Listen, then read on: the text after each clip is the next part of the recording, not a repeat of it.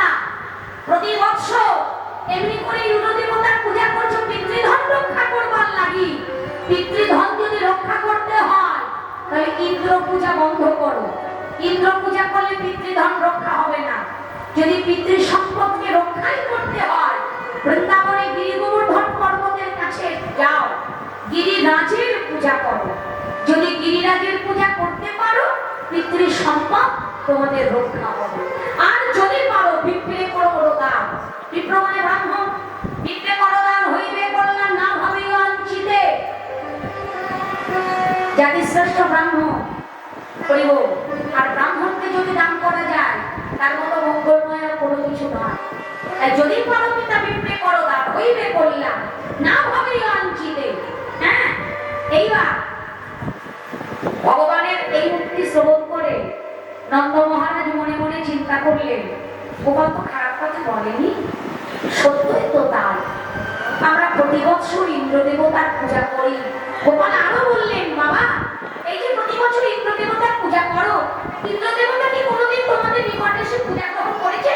তোমাদের একটা আশীর্বাদ করেছে, দেখা দিয়েছে বলে কোথাও পাইনি? তাহলে নিচে নিচে কেন তার পূজা করো? করো না, করো না। কিন্তু করো তা হইবে করলাম না ভাবিও আছি। হ্যাঁ, দান করো ব্রাহ্মণ। আর যদি পারো পূজা যদি করতেই হয় তাহলে গিরি গোবর্ধনের পূজা করো। এই যেই বলেছে নন্দ মহারাজের সঙ্গে আরো যারা বয়োজ্যেষ্ঠ বৃদ্ধ সমাজের বৃদ্ধ মানুষ যারা ছিল তারা সকলে মিলে একটা জায়গায় বসে গোপালের কথাকে শিরোধার্য করলেন যে গোপাল আমাদের মন্দ কথা বলবে না, কারণ আমাদের গোপাল সামান্য গোপাল নয়, এটা আমরা খুব ভালো করে জানি। যখন তার বয়স মাত্র 7 দিন, 7 দিনের মাথায় ওই পুতনার মতো রাক্ষসীকে নিধন করে আমাদের গোপাল জানিয়ে দিয়েছে যে স্ত্রী আমাদের গোপাল এই গোপ সমাজের মঙ্গলে লাগিয়ে এসেছে আমাদের ঘরে। অমঙ্গল কিছু কামনা করতে আমাদের গোপাল পারবে না মহারাজ। তাহলে গোপাল যখন বলছে গিরিরাজের পূজা করতে, তাহলে আজ হতে ইন্দ্র পূজা বন্ধ করিব। চলুন সকলে মিলে এবারে আমরা গিরি গোবর্ধনের পূজা করব। তাই গৌর হরি হরি বল। এবারে শ্রীকৃষ্ণের দয়াদেশ পাইয়া ইন্দ্র যজ্ঞ নিবারিয়া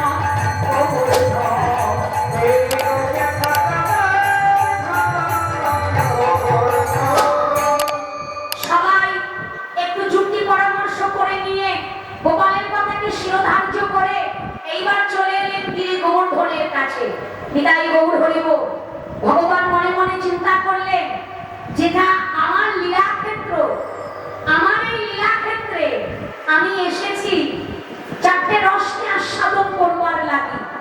দাস্য, সখ্য, বাৎসল্য আর মধু। ওরা যদিও বৃন্দাবনের 5টি ভাব, আরেকটি হলো শান্ত।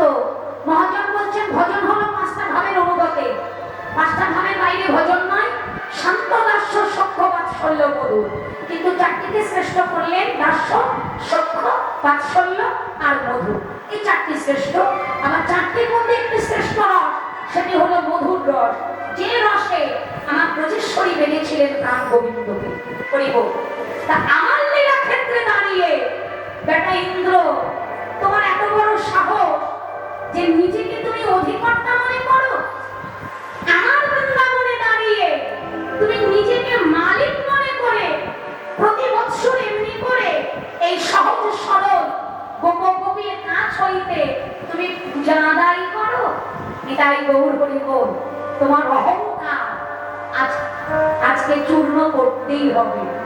তাই যখনই পিতাকে আদেশ করলেন পিতৃ সম্পদ যদি রক্ষা করতে হয় ইন্দ্র পূজা করলে হবে না, পিতৃ সম্পদ যদি রক্ষা করতে হয় গিরি গোবর্ধনের পূজা করো। ওমা সবাই চলে শ্রীকৃষ্ণের আদেশ পাইয়া ইন্দ্র যজ্ঞ নিবারিয়া নন্দ আদি যত গোপগণ নানা উপহার লইয়া সকলে একত্র হইয়া মিলিলে যেথা গোবর ঘর। এবার শ্রীকৃষ্ণের অভিমান সবাইকে জানিয়ে দিলেন, ব্যঞ্জনাদি রন্ধন করো। তারা অগপাত হইল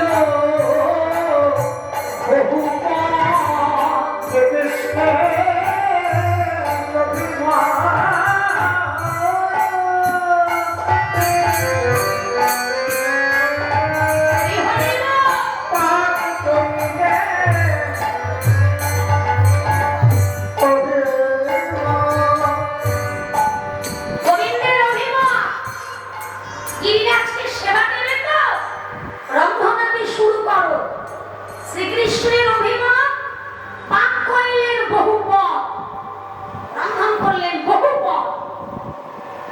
মায়েরা জানো কালী পূজার পরে অন্নকূট হয় না? যাদের ঘরে গিরিরাজ আছে একেবারে গিরিরাজের সমান অন্ন রন্ধন করে, মানে একদিকে গিরিরাজ অপরদিকে সেই অত বড় একখানা পাহাড়ের মতো অন্ন ঢিবি তৈরি করতে হয়। হ্যাঁ, ওটা অন্নকূট, অন্নকূট বলা হয়। তাতে ব্যঞ্জনাদির অভাব থাকে না। তা গোবিন্দের আজ্ঞায় অনুসারে ব্রজগোপ গোপী তারা একেবারে অন্ন রন্ধন করেছে রাশি রাশি। একদিকে গিরিরাজ এত অন্ন রন্ধন হলো, যার একদিকে গিরি গোবর্ধনের মতো অন্নের একটা পাহাড়, একটা পর্বত তৈরি হয়ে গেল। হরিব ব্যঞ্জনাদির অভাব নাই, একেবারে সেই কুম্ভ করে করে তার ভিতরে ডাল ভাজি ভুজি, হ্যাঁ আমার রসা চাটনি পাপড় পরমান্ন, এগুলো নানান রকমের পদ রন্ধন করে গিরিরাজকে ঘিরে ঘিরে সাজানো হলো। হরিব পার্থিব জগতে যারা ভগবানকে ভালোবাসেন তারাও এমনি করে অন্নকূটের দিন কত রকমের ব্যঞ্জনাদিকে তৈরি করে তাকে ভোগ লাগায়। তোমরা জানো তা বেশ সুন্দর করে একবারে অন্যের ঠাই করিল রাশি রাশি। আমার সব কিছু করেছেন। এইবার ভগবান বললেন পূজা তো করতে হবে, এসো সকলে মিলে পূজা করো। আনন্দে গোপগোপী একত্রিত হইয়া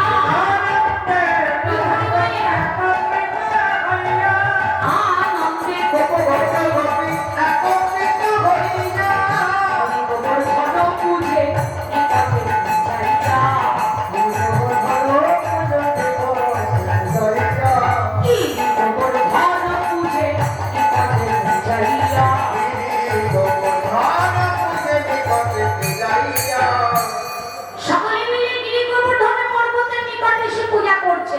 ভগবান মনে মনে চিন্তা করলেন এদের তো মনে বিশ্বাস আনতে হবে যে ইন্দ্র পূজা বন্ধ করে গিরিরাজের পূজা করে এটা ভুল কিছু করেনি।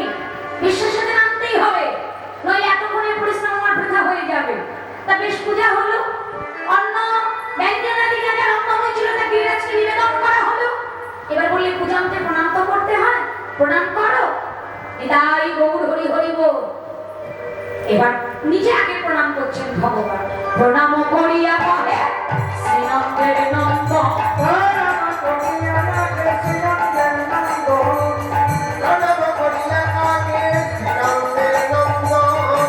সকলেই তাহার কার্য তিনি মূলাধার, সময়ে সৃজন করে সময়ে সংহার। কি গো গাছের একটা পল্লব অব্দি নড়ে না। ইতে চাংশ কলা পুংস কৃষ্ণস্তু ভগবান স্বয়ং। স্বয়ং ভগবান হলেন আমার গোবিন্দ, আর যত আছেন তার কলা অংশ স্বরূপ। সেই ভগবান নিজে প্রণাম করছে, আর ব্রজ গোপীদের বললেন তোমরা প্রণাম করো, দাঁড়িয়ে রইলে কেন? আশীর্বাদ নিতে গেলে প্রণাম করতে হবে না? প্রণাম করিয়া কহে শ্রীনন্দের নন্দন। আগে নিজে করলেন, নিজে যেই প্রণাম করেছে, ও গোপীদের যেই প্রণাম করতে বললেন, তারা যখন দুটি কর জোর করে মস্তকটা নত করে সাষ্টাঙ্গে আমাদের গিরিরাজের চরণে প্রণাম করেছেন, অমনি ভগবান নিজের অঙ্গ থেকে এক অভিনব মূর্তি ওই গিরি গোবর্ধন পর্বতের উপরে দাঁড় করালেন। এটাই গৌর হরিব। গিরিরাজ ভগবান শ্রীকৃষ্ণের দ্বিতীয় কলেবর, অন্য কেউ নয় মা। গিরিরাজ হচ্ছে স্বয়ং ভগবান শ্রীকৃষ্ণের দ্বিতীয় কলেবর। একদিকে দাঁড়িয়ে আছেন, অঙ্গ থেকে আরেকটা অভিনব রূপ লয়ে ওই গিরি গোবর্ধন পর্বতের উপর দাঁড় করিয়ে বললেন, দেখো দেখো, প্রণাম করিয়া ভাই শ্রীনন্দের নন্দন, দেখো দেখো কি ভাগ্য, যতেক গোপগণ, হ্যাঁ তোমাদের ভাগ্যের সীমা নাই গো, তোমাদের ভাগ্যের সীমা নাই গো। বলি গিরিরাজ প্রকট হইল, তোমাদের ভাগ্যের সীমা নাই।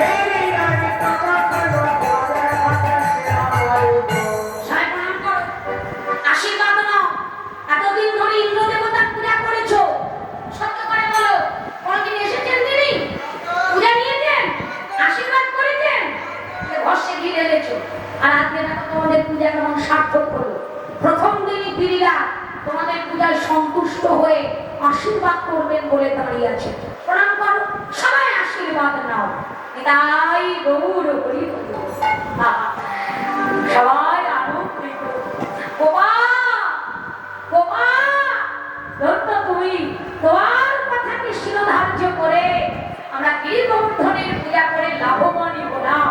গিরিরাজ সন্তুষ্ট হলো, আমাদের আশীর্বাদ করলেন, আর কি চাই? সবাই আনন্দ করছে। এতক্ষণ একটা স্বর্গের রাজা ইন্দ্রদেব বসে আছেন, আর পূজা আসবে, পূজা আসবে, কিন্তু বিলম্ব হয়ে যাচ্ছে। পূজা তো এলো না। ইন্দ্রদেব মনে করছেন সে কি, তাহলে কি ব্রজবাসীদের মনে না যে আজকে আমার পূজার দিন? ওরা কি ভুলে গেল? একবার দেখি তো, বৃন্দাবনে ঘুরে আসি তো, দেখি তো ব্রজের অবস্থাটা কেমন। ওমা, ইন্দ্রের বাহন জানো তোমরা? ইন্দ্রের বাহন জানো না? হ্যাঁ, ইন্দ্রের বাহন আমরা জানবো কি করে? সব দেবদেবীর পূজা জগতে হয়, আমরা দেখতে পাই তার পিছনে যে আছে, সঙ্গে যে আছে সেই বাহন। তো ইন্দ্র পূজা তো সচরাচর দেখা যায় না, বাহনটা দেখবো কি করে? শাস্ত্র বলেছে ইন্দ্রের বাহন হলো ঐরাবত, মানে হাতি, তাই না? ঐরাবত হাতি। এবার তার পিছে চলে ইন্দ্র দেবতা আসছেন, আপনি বাহনে চলিয়া। হ্যাঁ, এসে কি দেখে জানো? যত বুঝে না হইল ইন্দ্রের পূজা, যত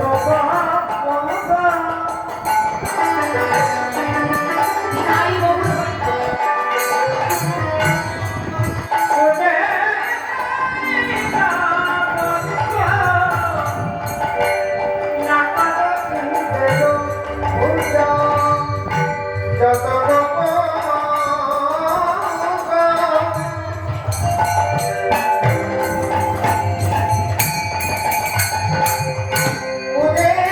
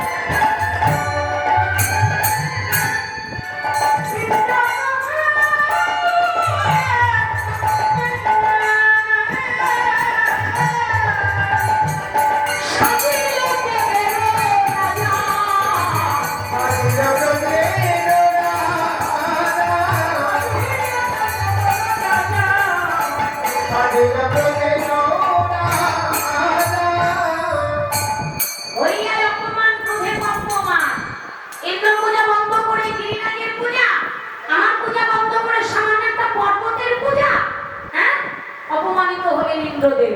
হইয়ায় অপমান ক্রোধে কম্পমান, সাজিল দেবের রাজা। সামান্য গোয়ালা জাতি, তাদের এত বড় সাহস, আমার পূজা বন্ধ করে পর্বতের পূজা করছে। কিন্তু এই বুদ্ধিটা পেল কোথায়? ইন্দ্রদেব মনে মনে চিন্তা করছেন, এই বুদ্ধিটা এলো কার কাছ হতে? আমার পূজা বন্ধ করে আমার বিরোধী বৃন্দাবনে আছে কে, যে আমার পূজা বন্ধ করে সামান্য পর্বতের পূজা করিয়েছে? এবার ইন্দ্রদেব যোগ করে জানতে পারলেন যে নন্দ মহারাজের নন্দ মহারাজের পুত্র কৃষ্ণ গোপাল, সেই গোপালের কথাকে অনুসরণ করে, সেই কথাকে ধার্য করে ব্রজবাসীরা তারা আমার পূজা বন্ধ করে গিরি গোবর্ধনের পূজা করেছে। ইন্দ্র তো আরো প্রধান্বিত হয়ে গেল।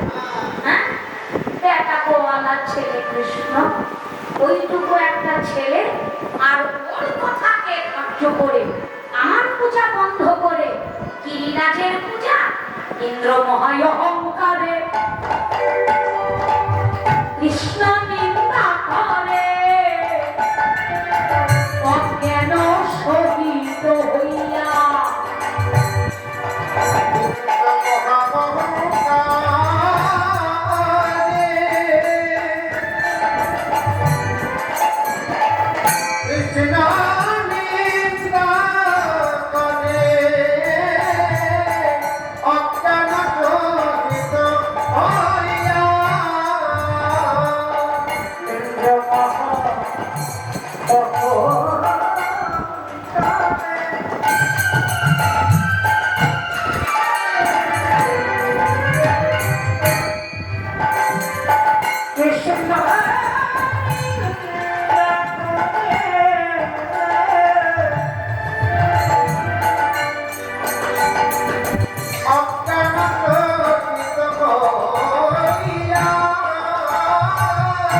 শিলাবৃষ্টি করি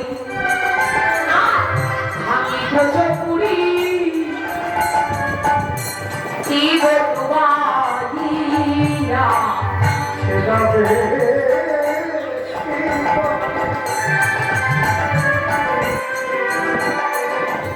ভাঙে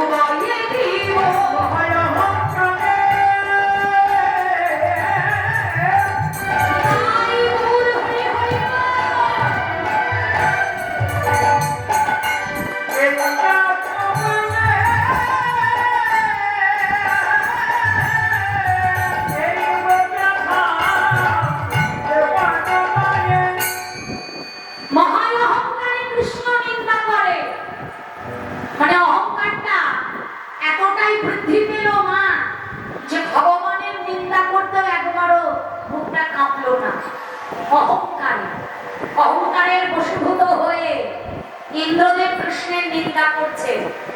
দেখিয়া না দেখে যতই অভক্তেরও গণ,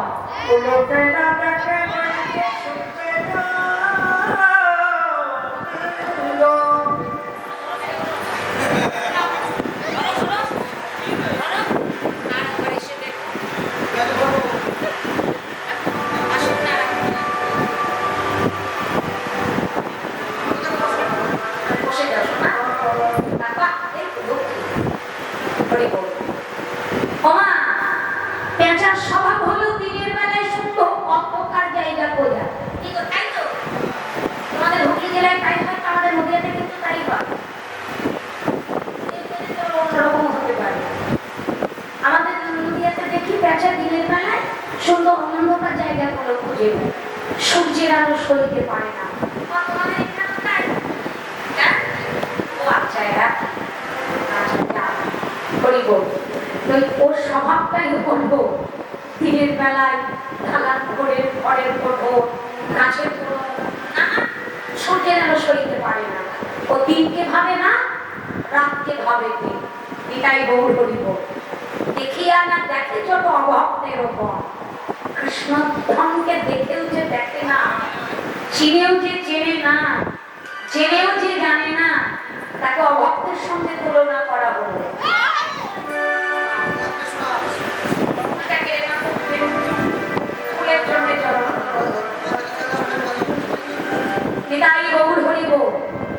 লক্ষ্য করো মায়েরা, যে ভুল করলেন সৃষ্টিকর্তা ব্রহ্মা, কৃষ্ণই যদি ভগবান হবে তবে কেন সখাদের এঠো খাবে? কৃষ্ণই যদি ভগবান হবে তবে কেন গরু বাছুর মাঠে চারণ করবে?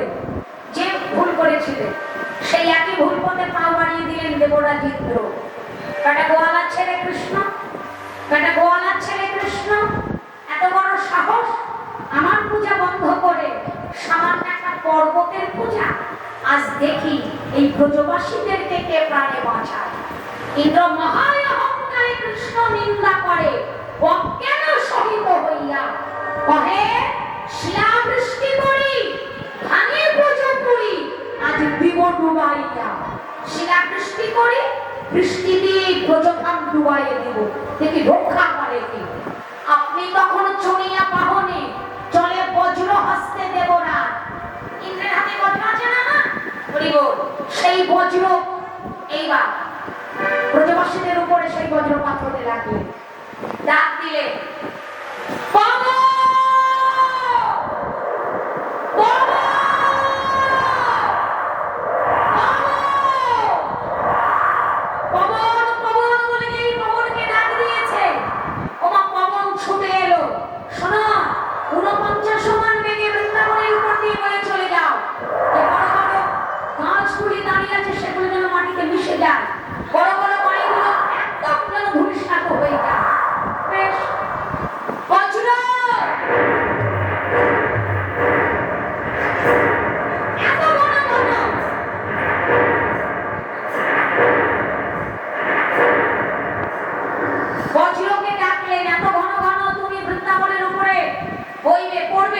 যাতে ব্রজবাসীরা থরথর করে কাঁপে, ভয়তে জড়সড় হয়ে যায়।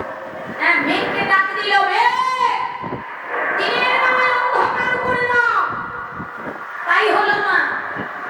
শিলাকে ডাক দিল, শিলা বৃষ্টি, এই সবাইকে ডেকে এনে এইবার বৃন্দাবনে পরিশ্রম করছে। বিদায় গৌর হরি হরি বল।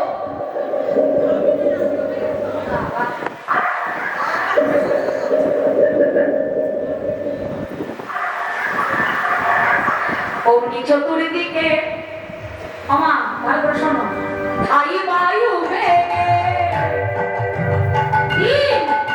হইল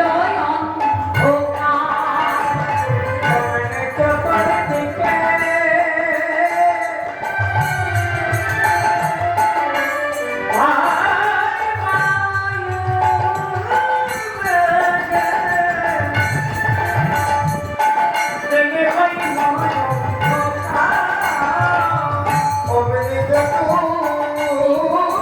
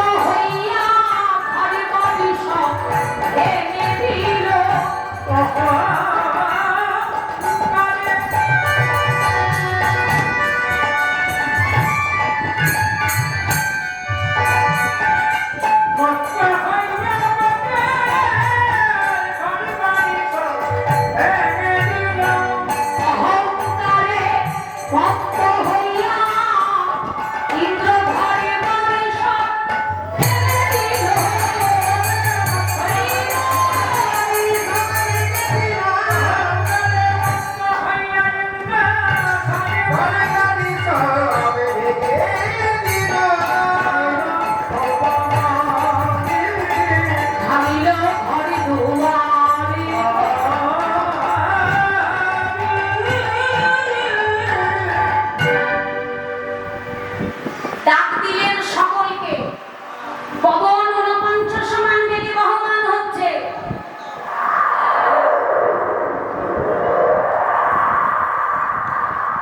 ওমা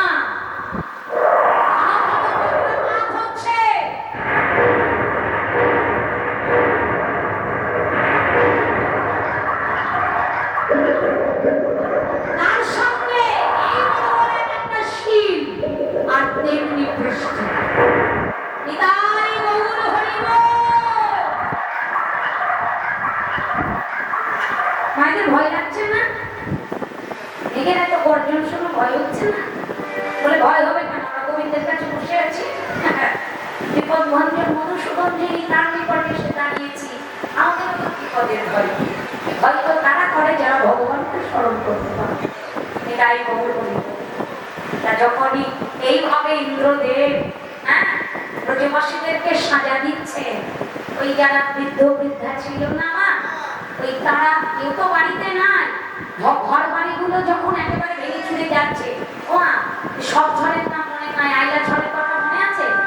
মনে আছে না? ঝড় যখন হয়, বড় বড় মানে মোটা মোটা গাছগুলো যখন মাটির সঙ্গে মিশে যায়, ঘর বাড়িগুলো যখন ভেঙে যায়, আর কি ঘরে থাকা যায়?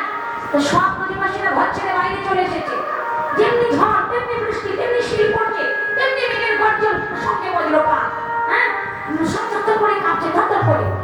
বৃদ্ধ বৃদ্ধা যারা ছিলেন তারাই কয়েকজন আলোচনা করছেন, কাজ মনে হয় ভালো করে নাই, ইন্দ্র পূজা বন্ধ করে এই গিরিগোবর্ধনের পূজা করেছি তো ইন্দ্রদেব আমাদের প্রতি ক্রুদ্ধ হয়েছে, তাই এমনি করে আমাদেরকে সাজা দিচ্ছে, মনে হয় কাজটা ভালো হয়নি, আমাদের ইন্দ্র পূজা করাটাই মনে হয় উচিত ছিল।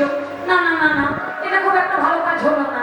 তা অন্য যারা ছিলেন, আরো যারা গোপালকে ভালোবাসে, যাদের নিষ্ঠা আছে, যাদের ভক্তি আছে, আমরা ভগবানকে প্রত্যেকে ভালোবাসি।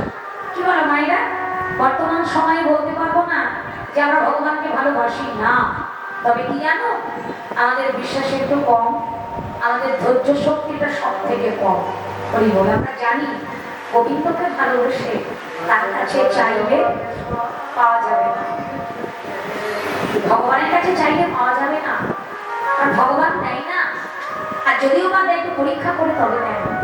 তাই বলব যে করে আমার আশ তারে করি সর্বনাশ। তো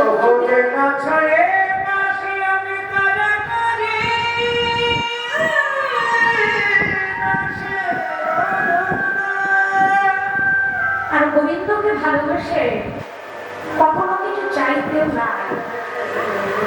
নারদমণি বলেছিলেন, হে গোবিন্দ, জগতের কত ভক্ত তোমায় ভালোবাসে, কত ভক্ত তোমায় কত কিছু দেয়, বিনিময় চাই, ও চাইছে না তা নয়, তারা চায় তুমি দাও। ভগবান বললেন, কেন দেব না? আমার কাছে যে যা চায় আমি তাকে তাই দিই। যে পুত্র কন্যা চাই তাকে পুত্র কন্যা দিই, যে সুখ চাই, বিষয় বৈভব চাই, ধন ঐশ্বর্য চাই, রূপ যৌবন চাই, তাকে তাই দিই। কিন্তু গোবিন্দ, জগতে সবাই যে চায় তা তো নয়, যে তোমার কাছে কিছু চাই না তুমি তাকে কি দাও প্রভু? যে ভক্ত আমার কাছে যা চায় আমি তাকে তাই দিই, কিন্তু যে আমার কাছে কিছু চাই না আমি যে তার কাছে নিজেকে বিকারিয়ে দিই। আমি তার কাছে নিজেকে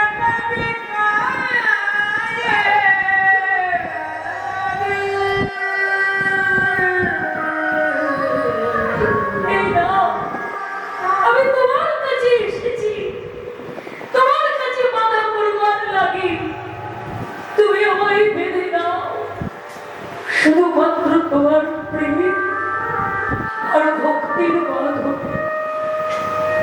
তাই ভক্ত চাই না, ভক্ত বলে না প্রভু তুমি আমায় দাও, ভক্ত কি বলে জানো না? হে গোবিন্দ, চিরকাল করে দাও ধরা।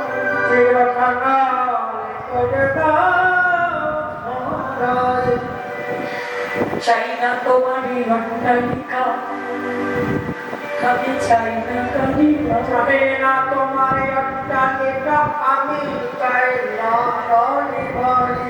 কৃষ্ণ নামের মালা কণ্ঠে ধারণ করে পথে পথে যেন কৃষ্ণ বলে কাঁদিতে থাকি। কৃষ্ণ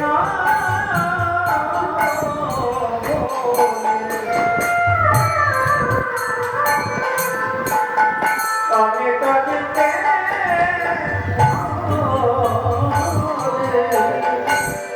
কৃষ্ণ বলে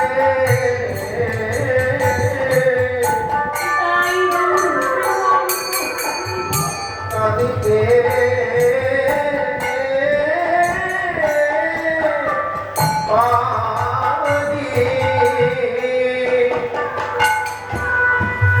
শুকাই না যেন আমার চোখে নজর পড়ে, আমি যেন কষ্ট বলে কাঁদিতে থাকি। কোথায় না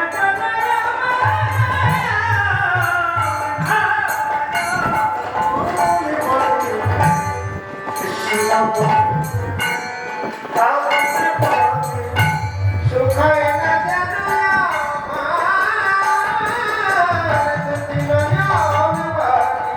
আমি থেকে থাকি